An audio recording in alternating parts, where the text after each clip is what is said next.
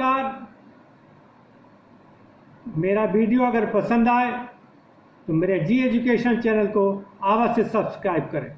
आज का विषय नारी। नारी अर्थात स्त्री। नारी या स्त्री हमारे पृथ्वी की प्रथम गुरु है, यही बतलाती है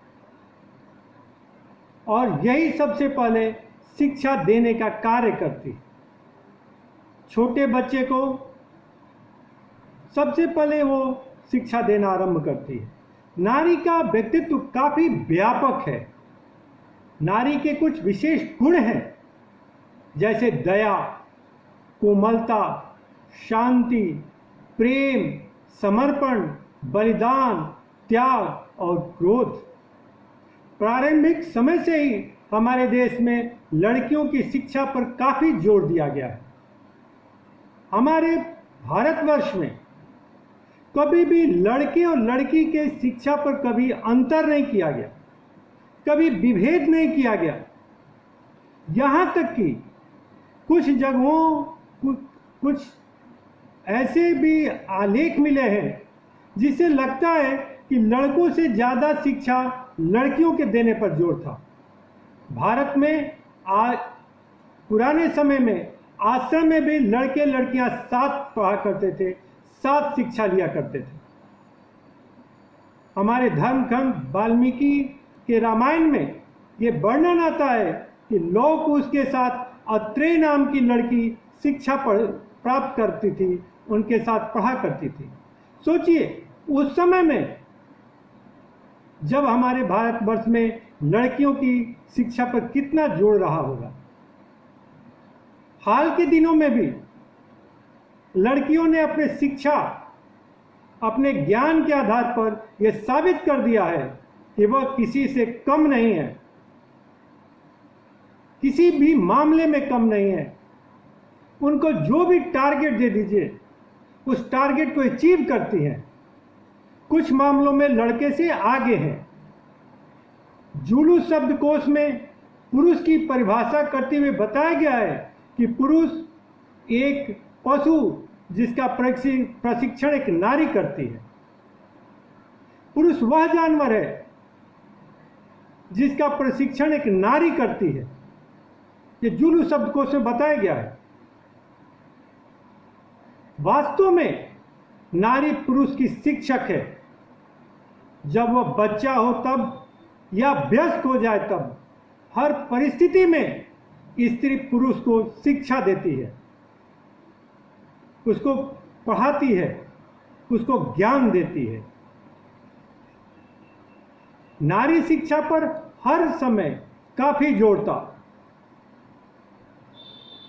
लड़कियों का शिक्षा का स्तर काफी ऊंचा था। शंकराचार्य और मंडल मिश्र के शर्तार्थ में भी उस समय की जज एक स्त्री ही थी, कोई पुरुष नहीं था। सोचिए मंडल मिश्र जैसा विद्वान और आदि शंकराचार्य जैसे विद्वान के भी अगर शर्तार्थ होता है तो उसकी जज, उसकी मध्यस्थता एक स्त्री करती है। अर्थात उस समय भी शिक्षा पर का स्त्रियों का स्तर कितना ऊंचा रहा होगा, स्त्रियों पर कितना शिक्षा का जोर दिया जा रहा होगा। स्त्री का समाज में इतनी प्रधानता है कि स्त्री चाहे तो अकेले भी मांगलिक कार्य कर सकती है, लेकिन पुरुष अकेले मांगलिक कार्य नहीं कर सकता। उसके लिए एक स्त्री की जरूरत होती है। आप रामायण में देखे होंगे कि जब भगवान राम अश्वमेध यज्ञ करते हैं तो सीता जी का एक स्वर्ण मुद्रा मूर्ति बनाकर राम जी के साथ रखी जाती है। आपके घर में भी जब कोई विवाहित पुरुष पूजा करता है या कोई कथा कहवाता है तो कहा जाता है कि अपनी स्त्री के साथ बैठिए, लेकिन स्त्री चाहे तो अकेली भी बैठ के इस पूजा को, मांगलिक कार्य को संपन्न कर सकती है। ऐसे बहुत सारे उदाहरण देखने को मिले हैं।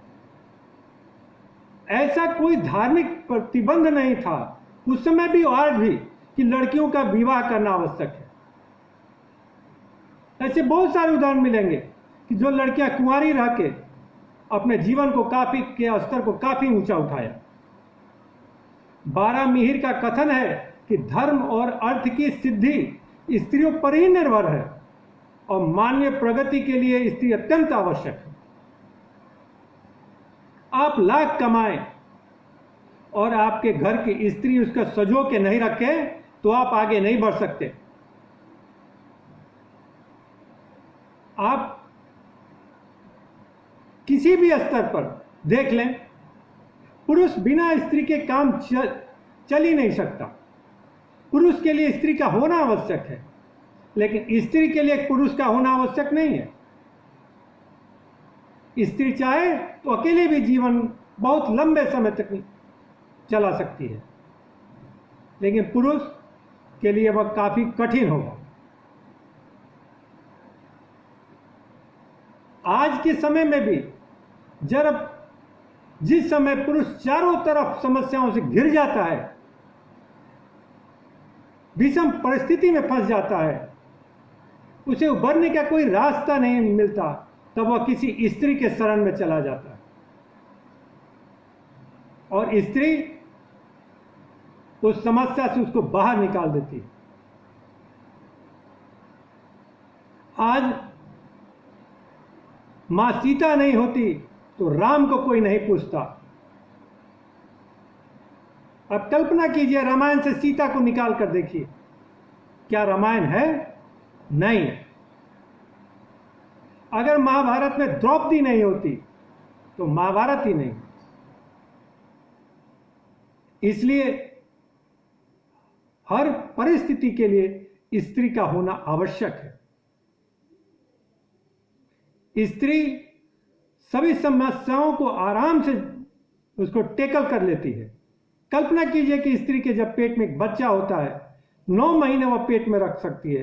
पुरुष 1 किलो का वजन लेके अपने पेट में बांध के 10 दिन तक नहीं रह सकता, मेरी गारंटी है।